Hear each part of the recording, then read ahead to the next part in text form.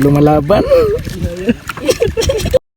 Oh yes daddy, magandang araw. Nandito na pala kami ngayon. Naka-ready na yung mga pamain namin, saka ice, saka cooler yung sinudlan namin, at saka ito na yung mga prutas po. Dadalhin ito sa aking Master Kuya Dongki kasi napagsabutan namin ngayong araw ng mga well doon sa Anda, Bohol. At saka ito na, nagandam na sila, at saka si Master Jonas. At ito na, umatras na yung sakyanan ni Kuya Master Dongki. At ito na, pumaslak na din ako doon sa sulod. At syempre humabit pa para magpatubil. At yung mukha ni Jonas ay natuwang-tuwa. At ito na si Gwapo dito, naghinuktok. Ano kayang iniisip ni Gwapo dito? Kaya hindi na pinatagal kay Master Dongki. Sinugo ako sa pagbili ng pandesal. Pagkadating ko dito ay nadugay pala ako kasi yung naluto ay hindi pala sa akin yan. Kaya ang tagal-tagal ko na dito, kaya hindi na pinadugay, ay hinatagan ako. At dito na nakasulod at lingkaon na ng pandesal. At umagi din kami sa likuon na kalsada at hindi na pinadugay. Umabot na kami sa kilid ng dagat. Sobrang lipay namin dito kasi excited na kaming mga whale. At dito banda-banda nagpahuway pa pala kami gamay, kaya pagkataod-taod ay tatamak na doon sa kilid papunta sa Titanic na aming sasakyan. At ito yung mga dala ko, ako na yung nakabitbit sa sudlan na. At sa kay Jonas itong tuwa yung kanyang naong at hindi na pinadugay, sasaka na kami sa Titanic. Kaya mas lalo na akong gumaganahan sa part na ito. Naggilok-gilok na aking pamati. At ito dinawat ko yung nagdawda ko kung suka ba ito o tuba. Bahala na yan, importante nasa kamay na kita. At ito tungtuwa na yung aking mukha at di namin pigilan talaga. Ito na yung part na mga pinakahintay nating lahat. Kaya hindi ko na talaga mapugnan sa mga oras ito eh. Niready ko na yung aking kawil at ito na, nilabyog-labyog yung tumoy at bumiyahin na kami. At pagkaabot sa unahan ay malapit na pala kaming umabot. At ito na yung pao namin. Oh yes daddy, talaga hindi na dyan talaga mapugnan. At ito na, first cast ko na ito. Tatanawin nga natin kung makahuli bag. Di malas pala ng aking mukha talaga. Nakahuli man di po do gamay jamo. Medyo nakuhaan po di ay gamay yung pagkadimalason ng aking nawong. Sa mga oras nito eh, uyos daddy na nang pagkahuksit-huksit ako dito para makatiming na naman. At hindi na pinadugay, di ara nakatiming na po do kaduha. Anong klaseng isda kaya ito? Hindi kaya ito tralalio tralala?